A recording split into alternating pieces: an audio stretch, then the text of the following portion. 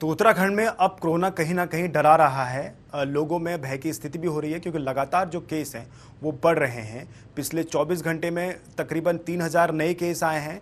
प्रशासन पूरी तरह से अलर्ट है। जितने भी लोग दूसरे राज्यों से उत्तराखंड में आ रहे हैं उनकी बॉर्डर पर चेकिंग हो रही है, उनको रोक के उनकी रैंडम चेकिंग की जा रही है और टेस्टिंग के बाद ही अगर वो नेगेटिव पाए जा रहे हैं तभी उनको पहाड़ों की तरफ उनको भेजा जा रहा है, जिससे जो संक्रमण की गति है उसको कहीं ना कहीं रोकने की कसरत जो है सरकार भी कर रही है, कसरत प्रशासन भी कर रहा है। लेकिन दूसरी ओर कई जगह से तस्वीरें अभी भी ऐसे सामने आती हैं कि जहां लोग कोविड गाइडलाइन का पालन नहीं कर रहे हैं, मार्केट में लगातार भीड़ जो है उमड़ जा रही है और लोग मास्क नहीं पहनने, 2 गज की दूरी का भी जो है उस गाइडलाइन को नहीं माना जा रहा है। तो ये भी एक चिंता की बात है। इसके साथ ही जो संक्रमण की गति है अब वो पहाड़ों की तरफ बढ़ रही है, पहाड़ों में ये मामले बढ़ रहे हैं। इसको लेकर प्रशासन भी पूरी तरह से अलर्ट है और सरकार भी पूरी तरह से सतर्क है। तो रामनगर से हमारे संवाददाता आसिफ इकबाल लाइव जुड़ गए हैं, वहीं हरिद्वार से मयूर सैनी भी लाइव हैं। आसिफ, रामनगर की आज की मौजूदा स्थिति कितनी है? पिछले 24 घंटे में कितने नए केस सामने आए हैं? देखिए, मैं आपको बता दूं कि अगर हम रामनगर की बात करें तो यहाँ 2 दर्जन से अधिक केस पिछले 24 घंटे में आए हैं। यानी कि कहा जाए कि हर घंटे में 1 से ज्यादा मरीज यहाँ पर पॉजिटिव पाया जा रहा है और काफी स्थिति जो है इस समय खराब है यहाँ की। और नैनीताल जिले की बात करें तो काफी मरीज यहाँ पे मिल रहे हैं। और प्रदेश की बात करें तो 1 घंटे में जो है 1 से ज्यादा लोगों की मौत हो रही है और संक्रमितों की तो संख्या बहुत तेजी से बढ़ रही है। तो इस समय जो एक समस्या खड़ी हुई है जनता के सामने, एक तो ये बढ़ता हुआ जो संक्रमण है इसकी हुई है। दूसरी जो समस्या एक और सामने आई है वो है कि जो अभी परिस्थिति एक और ये बन के आई है कि जो लॉकडाउन जैसी जो स्थिति बन रही है उससे और ज्यादा परेशानी आम आदमी के लिए बढ़ रही है। जी मयूर, हरिद्वार में आज रामनवमी का स्नान भी है, तो घाटों पे क्या पहले की तरह भीड़ उमड़ी है या सन्नाटा है? बिल्कुल, देखिए साफ तौर से क्योंकि 2021 महाकुंभ चल रहा है और क्योंकि 1 अप्रैल से और 30 अप्रैल तक यह कुंभ होना था, लेकिन आज रामनवमी का स्नान है, तो ऐसे में जो जो जो जो भीड़ है वो साफ तौर से देखने को नहीं मिल रही है क्योंकि विशेष स्नान माना जाता है। ये कुंभ का ही शाही स्नान की तरह इसको देखा जाता है, लेकिन साफ तौर से जो भीड़ है वो देखने को नहीं मिल रही है क्योंकि जिस तरीके से कोविड का जो डर है वो जो लोगों में सता रहा है। और क्योंकि साफ तौर से क्योंकि कल उत्तराखंड में जिस तरीके से रात में जो नाइट कर्फ्यू की बात की गई थी कि रात्रि 9 बजे से सुबह 7 बजे तक नाइट कर्फ्यू होगा, लेकिन अब जो है शाम को 7 बजे से लेकर सुबह 5 बजे तक कर्फ्यू होगा, यानी 2 घंटे पहले होगा। तो और उसके बावजूद अगर बात की जाए तो अब जो दुकानें थी वो दिन में 2 बजे तक खुलेंगी, यानी शाम की अपेक्षा 2 बजे तक खुलेंगी।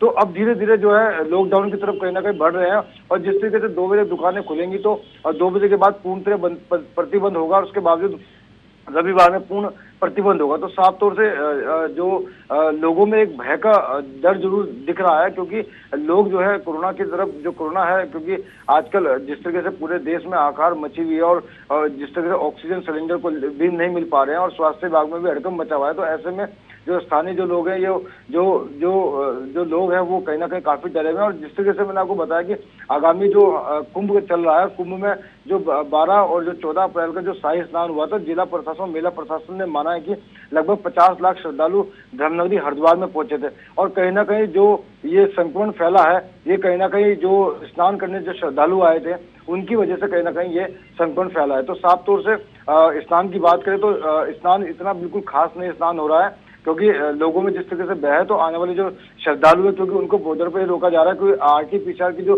72 घंटे पहले की जो रिपोर्ट है वही लेकर हरिद्वार में एंट्री कर सकता है, नहीं उसके अलावा कोई भी यहाँ पर हरिद्वार में नहीं आ सकता है। तो साफ तौर से घाट जो है यहाँ पर अधिकतर सुने पड़े हुए हैं। जी आसिफ, पिछले दिनों रामनगर से तस्वीरें सामने आई थी कि वहां की OPD बंद हो गई, इससे मरीज परेशान है। तो क्या उस OPD को, जो सरकारी हॉस्पिटल की OPD है, क्या उसे खोल दिया गया मरीजों के लिए? हाँ, देखिए उसको तो खोल दिया गया मरीजों के लिए, लेकिन रामनगर की अगर हम बात करें तो एक भी कोविड का अस्पताल अभी तक यहाँ नहीं बन पाया है। एक कोविड सेंटर बना हुआ था, 2 और अभी हायर किए हैं जो पेड हैं। जो एक सरकारी बना हुआ है उसमें वो केवल कोविड केयर सेंटर है, वहां पर केवल जो संक्रमित मरीजों का जिनका टेस्टिंग की जाती है उनको रखा जाता है।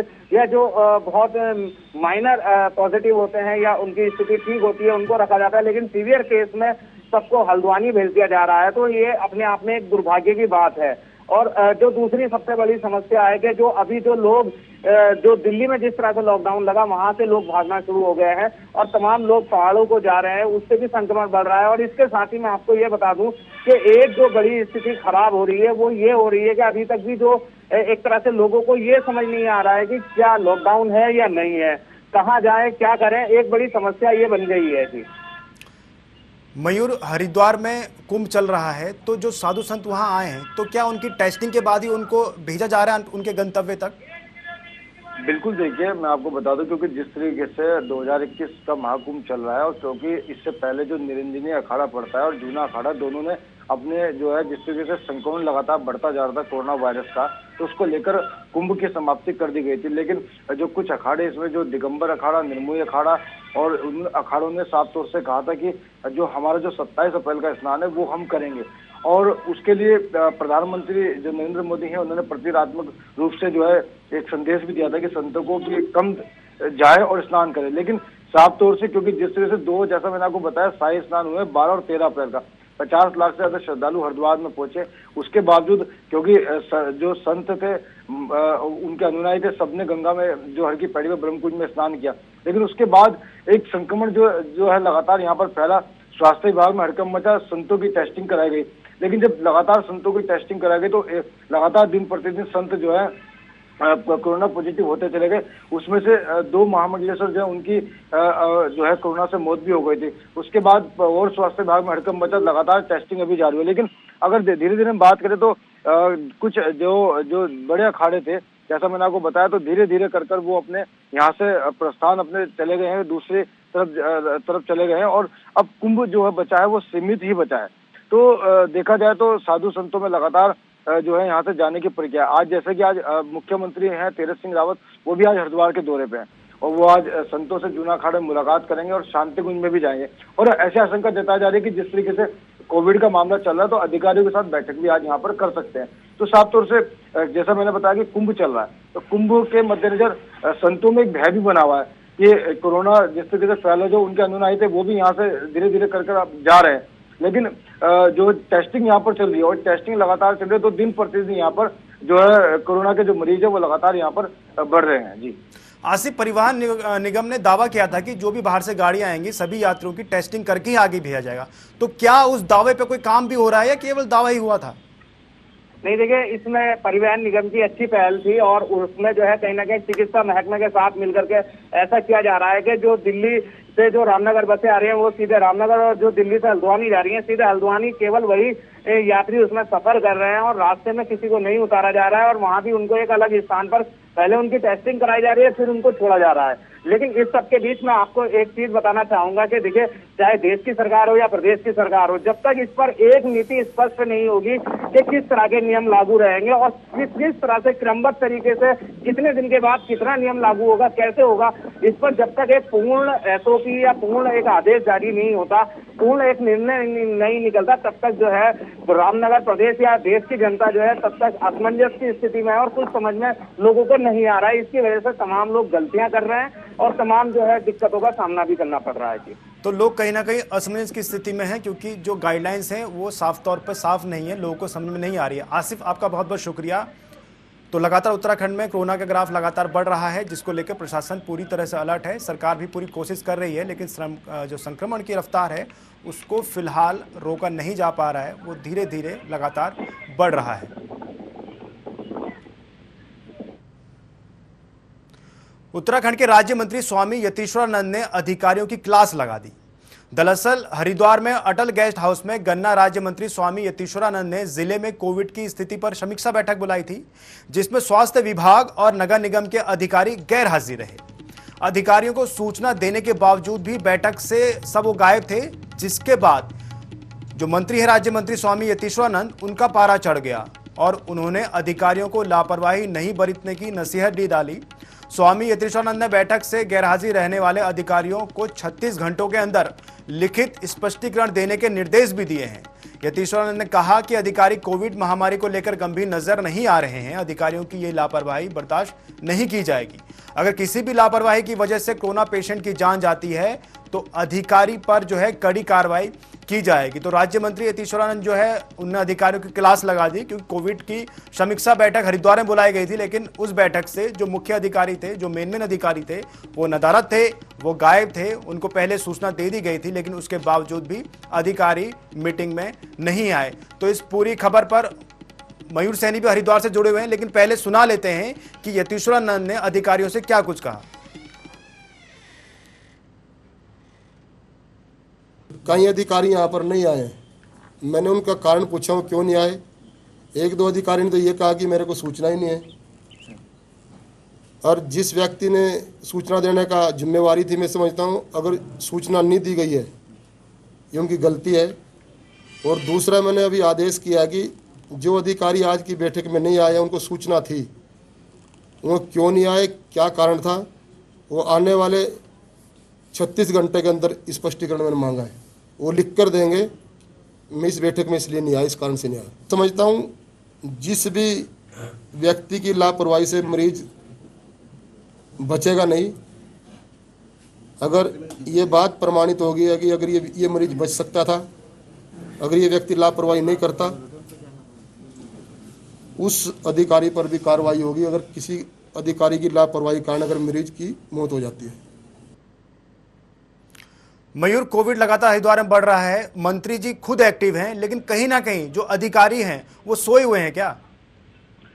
बिल्कुल, देखिए साफ तौर से जो स्वतंत्र प्रभार जो है विधायक हैं हरिद्वार ग्रामीण के स्वामी यतीश्वरानंद और कैबिनेट मंत्री भी हैं, राज्य मंत्री हैं, उन्होंने कल एक बैठक बुलाई और कोविड को लेकर बैठक बुलाई, क्योंकि जिस तरीके से कोविड हरिद्वार में चल रहा है और लगातार मरीज जो है लगातार पॉजिटिव मिल रहे हैं, तो उसके मद्देनजर व्यवस्थाओं को लेकर उन्होंने कल एक अधिकारियों की बैठक बुलाई। लेकिन सबसे बड़ी बात है क्योंकि एक कैबिनेट मंत्री हैं स्वतंत्र प्रभार और उनकी बैठक में अधिकारी मौजूद नहीं थे, उनका कहीं ना कहीं उनका पारा चढ़ा। उन्होंने साफ तौर से कहा कि जब मैंने इनकी सूचना पहले ही दे दी थी और जो है यहाँ पर तमाम अधिकारी यहाँ पर मौजूद नहीं है और कोविड को लेकर बुलाया गया, कोविड के अधिकारी को ही बुलाया गया, तो उसमें कोविड के अधिकारी भी मौजूद नहीं थे।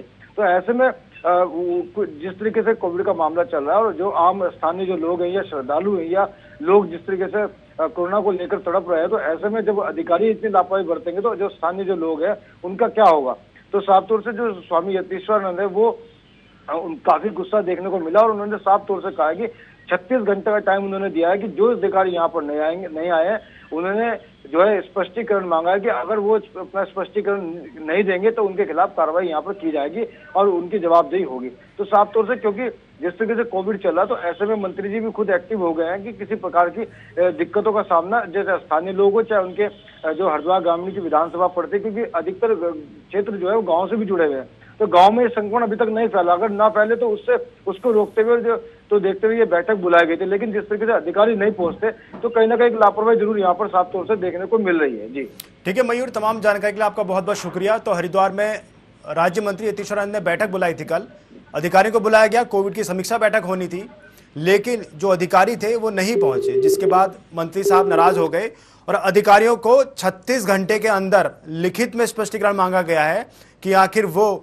कोविड की समीक्षा बैठक में क्यों नहीं आए। इसके साथ ही मंत्री जी ने साफ शब्दों में कह दिया कि अगर कोविड की वजह से किसी पेशेंट की मौत गई और उस मौत में किसी अधिकारी की लापरवाही सामने आई तो उस लापरवाही के लिए अधिकारी पर कड़ी कार्रवाई भी की जाएगी। तो ये स्थिति बड़ी खराब है क्योंकि कोविड का दौर है, मंत्री जब खुद मैदान में हैं, खुद एक्टिव हैं, तो अधिकारियों को भी सोचना चाहिए, क्योंकि कोविड महामारी से सबको मिलकर लड़ना होगा, तभी उस पर लगाम लगाई जा सकती है। लिहाजा मंत्री जी नाराज हैं, देखना होगा कि जो अधिकारी बैठक में नहीं आए उनके खिलाफ क्या कुछ एक्शन मंत्री जी लेते हैं, क्या कुछ कार्रवाई होती है, और कार्रवाई होने के बाद जो दूसरे मंत्री हैं या जो दूसरे अधिकारी हैं वो इनसे क्या कुछ सबक लेते हैं। तो इन सब के बीच उत्तराखंड में जो हालात हैं कोरोना के वो लगातार बिगड़ रहे हैं। पिछले 24 घंटे में तकरीबन 3000 नए मामले सामने आए हैं। अब सबसे बड़ी दिक्कत ये है, सबसे बड़ी परेशानी ये है कि जो संक्रमण है वो लगातार पहाड़ों की तरफ उसका रुख हो गया है। पहाड़ों में लगातार केस बढ़ रहे हैं और जो मार्केट है, कई तस्वीरें ऐसी भी हैं कि लोग जो है कोविड की जो गाइडलाइन है उनका पालन नहीं कर रहे हैं, मास्क नहीं लगा रहे हैं, 2 गज की दूरी का ध्यान नहीं रखा जा रहा है। तो पिछले 24 घंटे में 3012 नए संक्रमित मरीज सामने आए हैं और पिछले 24 घंटे में 27 मरीजों की कोविड के चलते जान भी चली गई। तो भयावह स्थिति लगातार बनती जा रही है। इसको रोकने के लिए सरकार पूरी तरह से काम कर रही है। एक्टिव केस फिलहाल जो है 21,000 के पार उत्तराखंड में हो गए हैं।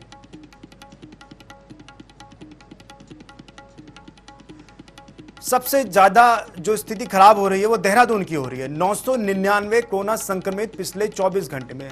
उत्तराखंड की राजधानी है, धीरे धीरे हॉटस्पॉट की तरफ बढ़ती जा रही है। इसके साथ ही हरिद्वार में 796 नए मरीज पिछले 24 घंटे में सामने आए हैं।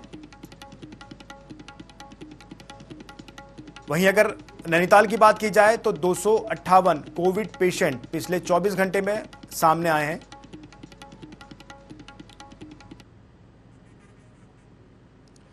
अजय हमारे संवाददाता दिनेशपुर से लाइव जुड़ गए हैं। अजय, दिनेशपुर के क्या कुछ हालात हैं कोविड को लेकर? जो आंकड़े हैं, क्या आंकड़े कह रहे हैं दिनेशपुर के? जी बिल्कुल नवीन, मैं आपको बताना चाहूंगा कि जिस तरह वर्तमान समय में कोविड का आंकड़ा लगातार बढ़ रहा है, तो वहीं दिनेशपुर की बात करें तो वर्तमान समय में यह आंकड़ा सामान्य है। और पूरे जिले उधम सिंह नगर की बात करें तो 24 घंटे में 565 केस जो है नए मामले सामने आए हैं। वहीं जो है मुख्यमंत्री बार बार वो कर रहे हैं कि कोविड को लेकर के अधिकारियों को हिदायत दे रहे हैं कि लापरवाही ना बरतें। वहीं मुख्यमंत्री ने अधिकारियों को चेतावनी दी है कि कोई भी अधिकारी कोविड को लेकर के लापरवाही ना बरते। वहीं गाइडलाइन भी जारी की गई है। वर्तमान समय में जो समय जो है जो शाम के 7 बजे से लेकर के सुबह 5 बजे तक जो है नाइट कर्फ्यू लगाने की बात कही गई है। तो वहीं जो मामला है कहीं कहीं दिनेशपुर के क्षेत्र में यही दिखाई दे रहा है कि लोग मास्क नहीं पहन रहे, कहीं नियमों का उल्लंघन कर रहे हैं। जो नियम है, जो गाइडलाइन है, वो लोगों को समझ नहीं आ रहा है। जी दिनेश, आपने कल एक रिपोर्ट भेजी थी जहां हॉस्पिटल में कुछ खामियां नजर आ रही थी, तो क्या उस हॉस्पिटल से खामियां दूर हो पाई? मरीजों को कुछ राहत मिली? जी बिल्कुल, मैं आपको बताना चाहूंगा कि जब हमारी टीम ने वहां जाकर के जायजा लिया तो वहां की स्थिति जो है बद से बदतर नजर आई। तो कहीं ना कहीं इस मामले को लेकर के जब अस्पताल के प्रभारी डॉक्टर पीके पांडे से बातचीत की गई तो वो अलग तरह की बयानबाजी करते हुए नजर आए। उन्होंने खाना पूर्ति करते हुए उन्होंने बयान दिया कि हमारे हॉस्पिटल में कोई कमी नहीं है। जब धरातल पे जांच की गई, जब वहां पर मौका मुआयना किया गया, जब बातचीत की गई लोगों से, मरीजों से, तो उनका कहना है कि हमें यहाँ पे कोई सुविधा नहीं मिल रही है, ना खाने की कोई व्यवस्था है उचित, ना दवाइयाँ टाइम पे मिल रही है। डॉक्टर जो है दवाइयों को बाहर से लिख रहा है। जिस तरीके से लोग बाहर से दवाई लेनी पड़ रही है। एक तरफ तो स्वास्थ्य महकमा बड़े बड़े दावे कर रही है स्वास्थ्य सुविधाओं को लेकर के। ठीक है दिनेश, समय की कमी है, माफी चाहूंगा, आपको रोकूंगा। देहरादून से नितिन हमारे संवाददाता जुड़ गए। नितिन, राजधानी की स्थिति खराब हो रही है। 999 पिछले 24 घंटे में नए पेशेंट सामने आए हैं। क्या कुछ कंडीशन अभी राजधानी की है? बिल्कुल बताना चाहूंगा कि कोरोना जो है वो लगातार उत्तराखंड में बहुत तेजी से पैर पसार रहा है। हर दिन आए दिन इतने पेशेंट्स आ रहे हैं कि लोगों के अंदर जो है एक तरह का डर का माहौल अब पैदा होने लगा है। सरकार स्थिति को लेकर पूरी तरह गंभीर है। लगातार नई गाइडलाइंस जारी की जा रही है। अगर मार्केट की बात की जाए तो मार्केट में कर्फ्यू की टाइमिंग बदल दी गई है, दुकानदारों की टाइमिंग बदल दी गई है, जिसको लेकर सरकार लगातार बता रही है। लगातार बैठकें हो रही हैं। कोरोना को लेकर जिस तरह से मामले लगातार बढ़ रहे हैं, बाहर से आने वाले लोग भी लगातार देहरादून में आते हैं, अलग अलग जिलों से आते हैं देहरादून में। तो सबसे ज्यादा पेशेंट जो है इस समय देहरादून से निकल रहे हैं उत्तराखंड में। और सरकार ने वैक्सीन के बारे में लोगों को बता दिया है कि वैक्सीन अभी पूरी तरह से अवेलेबल है और क्या नाम है, खत्म होने का अभी जैसे सवाल नहीं उठता, क्योंकि बीच में कुछ सवाल उठ रहे थे कि वैक्सीन खत्म होने वाली है। साथ ही साथ कोरोना उत्तराखंड में जिस तरह से पैर पसार रहा है, आने वाले समय में कई तरह की मुश्किलें जो है वो जरूर देखने को मिल सकती हैं। और बताना चाहूंगा कि जिस तरह से कोरोना महामारी पूरे उत्तराखंड के साथ साथ पूरी दुनिया में जिस तरह से पैर पसार रखा है, तो बहुत एक गंभीर स्थिति बनी हुई है उत्तराखंड में। ठीक है नितिन, तमाम जानकारी आपका बहुत बहुत शुक्रिया। तो उत्तराखंड में जो कोरोना है वो कोहरा मचा रहा है। 24 घंटे में 3012 नए संक्रमित केस आए। तो कहीं ना कहीं सरकार एक्टिव है, प्रशासन एक्टिव है, लेकिन जनता को भी ध्यान रखना होगा कोविड की गाइडलाइन का। इस बुलेटिन में फिलहाल इतना ही। आप देखते रहिए TV 100 न्यूज। नमस्कार।